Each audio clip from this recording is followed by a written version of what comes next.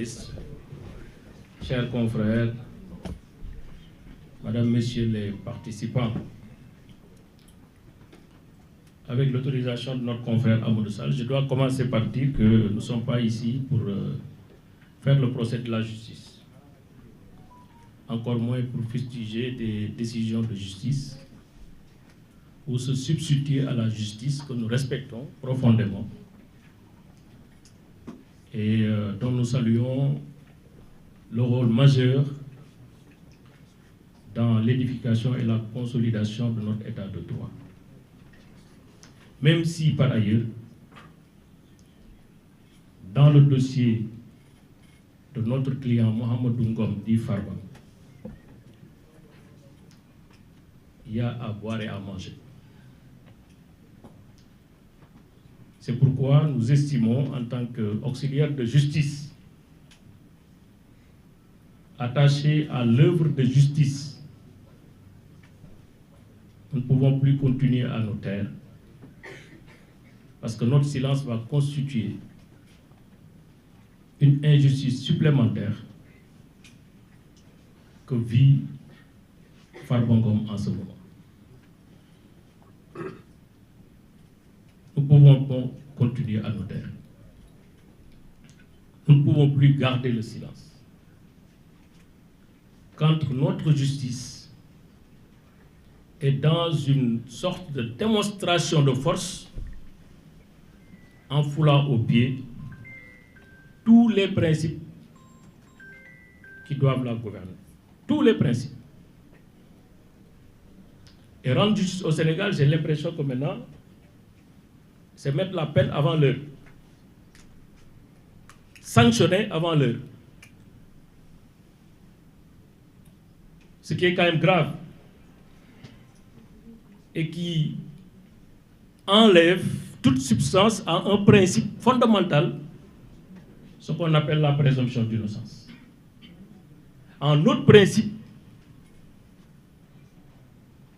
le principe exceptionnel de la détention. Exceptionnel. Et maintenant, la détention est devenue la règle. Le principe est devenu l'exception est devenue la règle. Et quand une justice fonctionne ainsi, ça veut dire que l'état de droit est menacé. Et le droit, quand l'état de droit est menacé, le droit s'écroule. Et c'est ça, malheureusement, la réalité. Personne n'est à l'abri de manipulation judiciaire, d'instigation politique pour mettre quelqu'un en prison. Parce qu'on vous met en prison, après on va essayer de chercher pourquoi on vous met en prison. C'est ça la gravité. Donc c'est vrai qu'on parle du dossier de Farba Ngom, mais au-delà du dossier de Farba Ngom, on parle pour tous les justiciables sénégalais.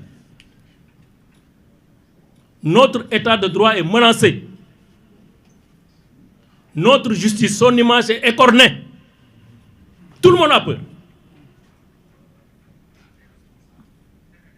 C'est devenu extrêmement grave et préoccupant qu'en 2026, alors que le Sénégal est signataire de la Charte africaine des droits de l'homme, signataire de la Déclaration universelle des droits de l'homme, signataire du pacte civil et de beaucoup d'autres instruments internationaux, qu'un homme malade, gravement, indiscutablement, 2 rapports médicaux, je ne dis pas 1, je ne dis pas 3, je ne dis pas 2, ordonnés par le juge, a considéré, et ont considéré que la gravité de l'état de santé de Farba Ngom était incompatible avec un enfermement.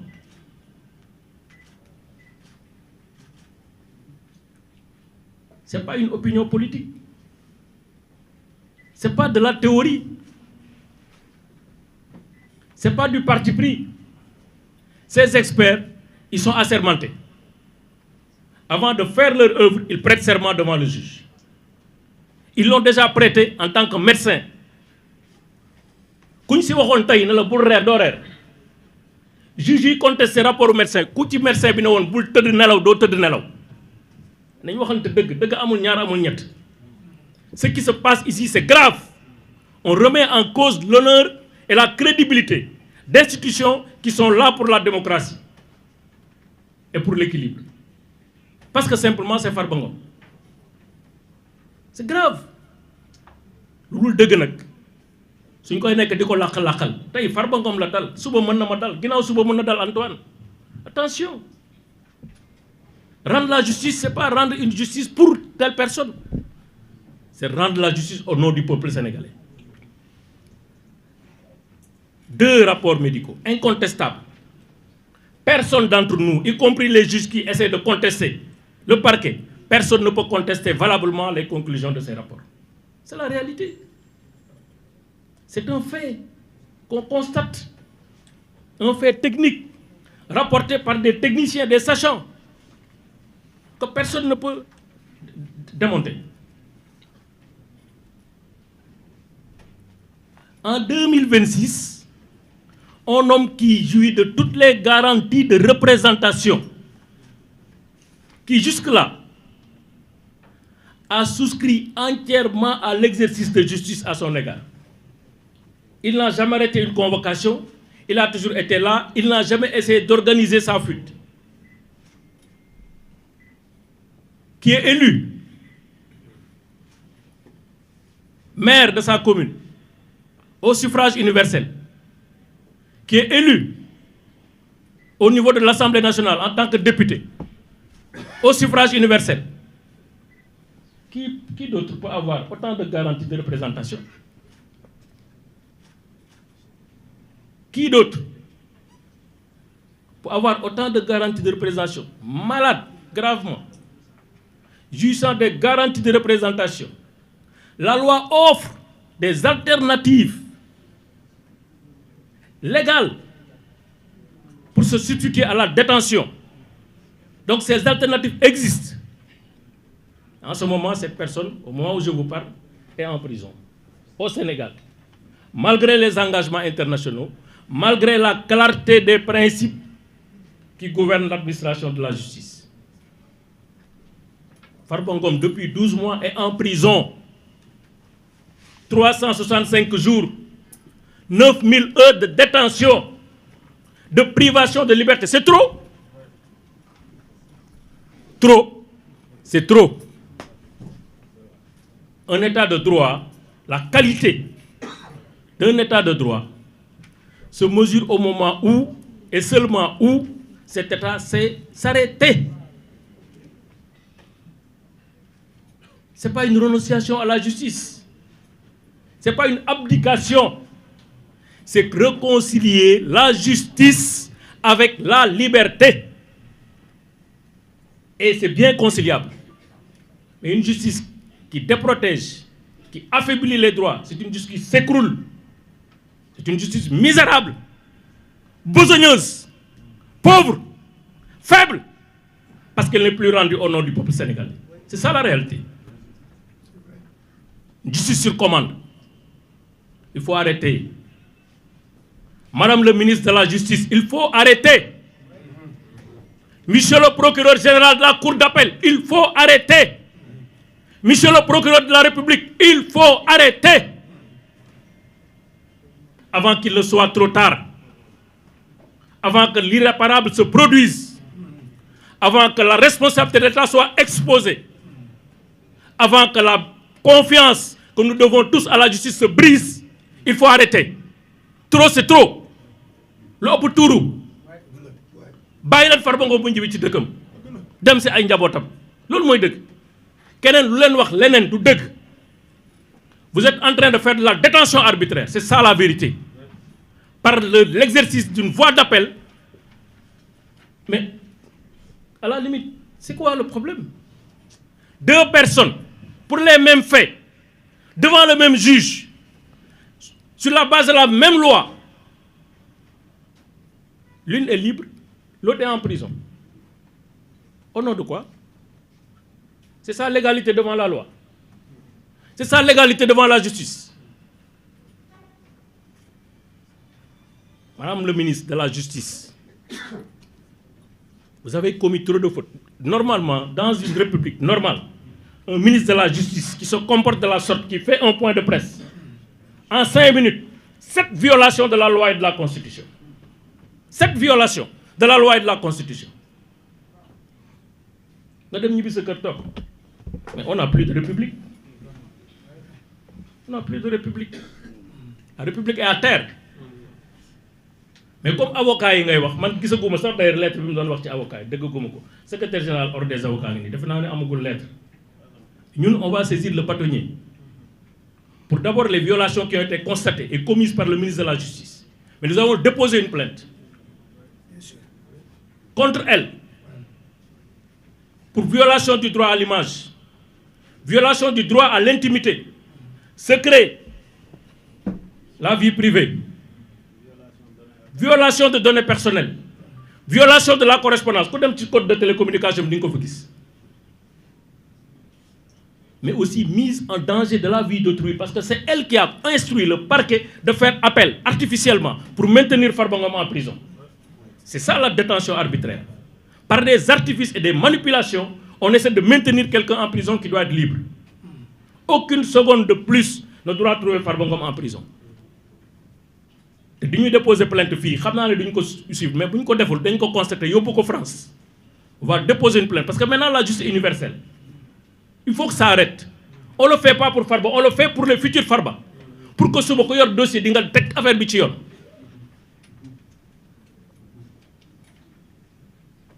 Deux mots rek pour terminer si vous le permettez. Le premier c'est pour les députés à l'Assemblée nationale.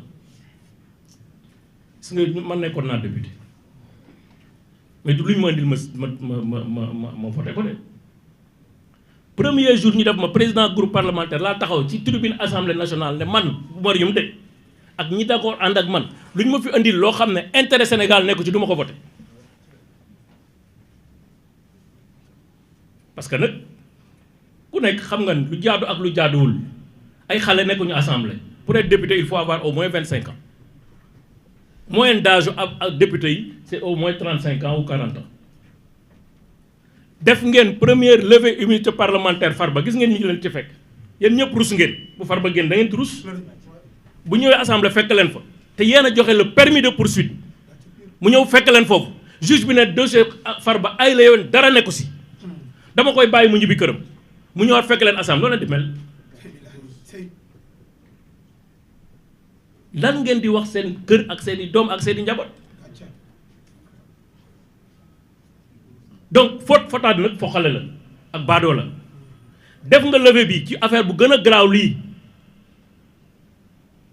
gis nga lim lay jural lii c'est une banalité déconcertante li ñuy wax lii ay interdiction d'objets prohibés bu ñu génnoon statistique ci prison ay nit yu ñu fekk ak portable ba fekk leen loo xam dañ koy aaye mais lu mu dee c'est 5000 cas parce que chaque semaine procureur xam na ko chaque semaine dañ koy defar rapport ci cas yu mel noonu du jeex du xaaj mais c'est des règles de discipline qui ont été violées c'est au niveau de l'administration régisseur bi ak directeur prison ñoom ñooy toppatoo yooyu sanction yi directeur prison ak régisseur ak chef de cour ñoom ñooy apporter sanction yi à ce jour pour une faute disciplinaire il y a aucune procédure engagée contre Farba amul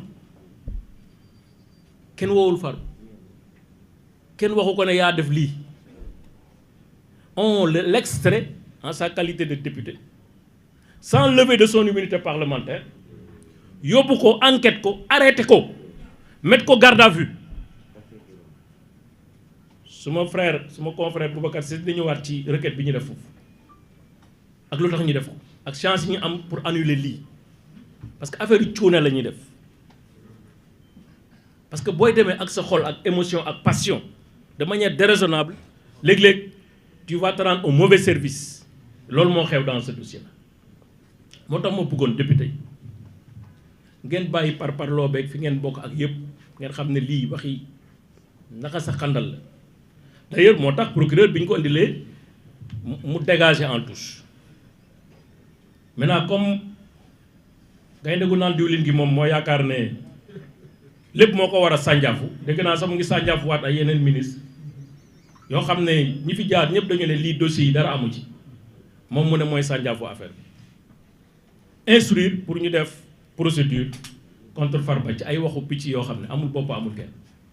Moi je dis en tant qu'avocat amul benn texte de loi amul benn arrêté wala règlement boo xam ne nii mën nañ ma ko opposer man ne ma lii moo tax ku la woo doo ko wuyu mu nekk sa client mu nekk heure mu nekk lu ne mais loolu xanaa nit ku jàngul sax war nga xam ne avocat bu ñu la wooyee sa kër doo wuyu dafa am lettre dafa am texte bu ñuy tere ñu wuy appel wala dafa am texte ban texte moo ñuy tere wuy appel ki ñuy sanctionné ci droit du kii nga xam ne dañ ko dugalal téléphone ka fa dugal téléphone bi la ñuy sanctionné ak ku ko jàppale pour téléphone bu dugg fa kooku la ñuy sanctionné loolu mooy introduction munoo nekk ci biir di introduire xanaa loolu ko jàngul français war nga ko xam diffusion d'image obscène ban diffusion nga fekk téléphone à supposer que loolu sax dëgg la parce qu'ils sont capables de tout c'est des as de la manipulation nga fekk ci téléphone dara fan laa ko diffuser c'est privé lu ma ci kan mooy diffuser yéen ñi journaliste xam ngeen ne kay dina am moyen de diffusion fu ñu ko diffuser moom moo ko diffuser moom moo def diffusion de fausses nouvelles moom moo def diffamation moom moo andi wax yooyu ci penc mi kenn andiwu ko fa kenn nit moo ko fa andi mooy Yacine Fall kon man li ma leen di wax mooy jël leen seen fulla ak seen fayda ngeen xam ne lii fay coow moo gën lii andi coow bu bëri le Sénégal n'a pas besoin de ça ñu xam ne lii dara nekku ci bu ñu waxalee suñu dëgg te yàlla tax avocat yëpp xam nañ ne prison ay téléphone doo nga fa fees waxante dëgg rek te yàlla tax waa or Farba mais et puis ensuite le détenu provisoire a un statut il doit communiquer ñoom dañ ñuy woo kon tere wuñu leen woo peut-être dañu organiser woo bi rek y a absolument rien clé USB dañ koy tere ci prison man gisuma ko seen règlement intérieur boobu sax ñuy wax règlement intérieur boobu bu ñu ko càmbaree ba ca biir mais n'est pas opposable à Farba parce que pour un règlement intérieur opposé à un prévenu il faut ñu notifier ko ba muy dugg ñu ne ko règlement intérieur baa ngi nii lii lay tere lii lay bañ lii la bëgg lii la amul benn acte bu ñu mën a génn administration buy wane ne notifier nañ règlement intérieur amul règlement intérieur amul fenn fu ñu ko affiché ci prison yi amul kon le règlement intérieur n'est même pas opposable à Farba mais en plus ce règlement intérieur de 89 il est caduc parce que ba ñu defee loi 2001 dañu waroon defaat beneen règlement intérieur à ce jour dégguma ñu wax beneen règlement intérieur sur la base de la loi du décret de 2001 muy ñaari mbir moo tax ma gëm ne justice bu ñu koy def dañ ko war a def teg ko ci yoon ñu fàtte suñu bopp fàtte suñuy waaso fàtte suñuy esprit partisan ñu xool lii yoon ak dëgg ñu koy doxal li yoon ay dëgg mooy Farba Ngom nekk ci prison ce n'est pas nécessaire pour l'instruction Farba Ngom nekk ci prison c'est pas légal au vu des conventions internationales Farba Ngom nekk ci détention c'est pas proportionnel à l'objectif qui est recherché